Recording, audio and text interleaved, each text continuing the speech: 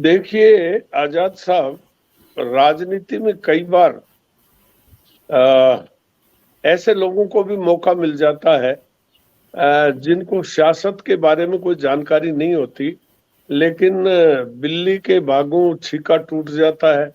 तो कुछ ऐसे लोगों को भी काम करने का मौका मिल जाता है जिनको राजनीतिक अनुभव नहीं है।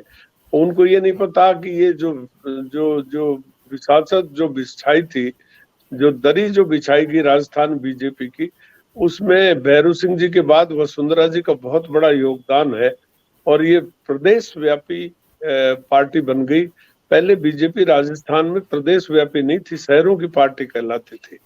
इसको गांव की पार्टी बनाने में, प्रदेश व्यापी बनाने में आदरणीय भैरू सिंह, स्वर्गीय भैरू सिंह शेखावत का बहुत बड़ा योगदान है। और वसुंधरा जी उनके स्कूल की स्टूडेंट है, इसलिए उनसे सीखा है। तो इन्होंने भी 163 सीट जिता करके और एक बहुत बड़ा कीर्तिमान स्थापित किया। तो ये सिर्फ वसुंधरा जी के कारण हुआ।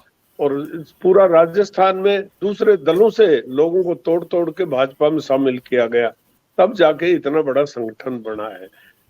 इसलिए जब सत्ता में आते हैं तो सत्ता के घमंड में चूर, हम मर्जी है जिसको बागडोर सौंप देते हैं, लेकिन वो शासन चलाना उसके बस की बात नहीं है।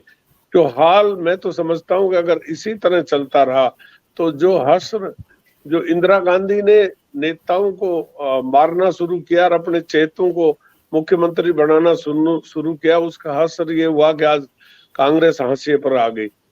तो हम भारतीय जनता पार्टी भी, हम जैसे जैसे हम सत्ता की ओर आगे बढ़ रहे हैं, अभी हमको 7 साल 8 साल हो गए, तो हमारा भी थोड़ा सा आगे माथा थोड़ा गर्म है और हम भी थोड़ा ऊपर देख रहे हैं।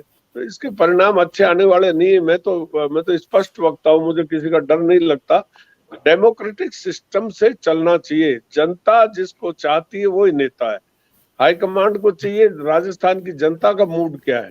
अगर मूड को भांप लिया तो राजस्थान में फिर कोई चुनाव ही नहीं है, कांग्रेस हमसे मुकाबला नहीं कर सकती under the leadership of Vasundhara Raje Scindia, क्योंकि वो जन जन की नेता है। दिल्ली को पता लगे कि भाई राजस्थान की जनता क्या चाहती है।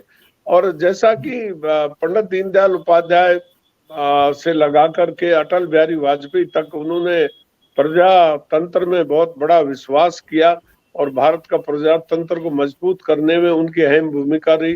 पंडित दीनदयाल उपाध्याय का तो ये सपना था।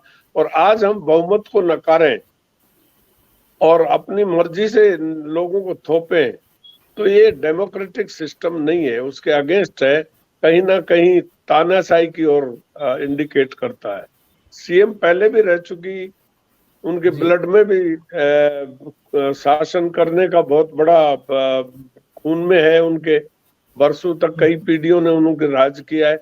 कोई राज करना उनका शौक नहीं है, लेकिन अच्छा शासन देना उनका शौक है। आज डेमोक्रेसी में जनता की भलाई के लिए, किसान की भलाई हो, चाहे मजदूर की भलाई हो, चाहे नवयुवकों को रोजगार का काम हो, चाहे भारत को आगे बढ़ाने की बात हो, हमारी सीमाओं को मजबूत करने की बात हो, ये क्षमता एक परिपक्व लीडर में होनी चाहिए।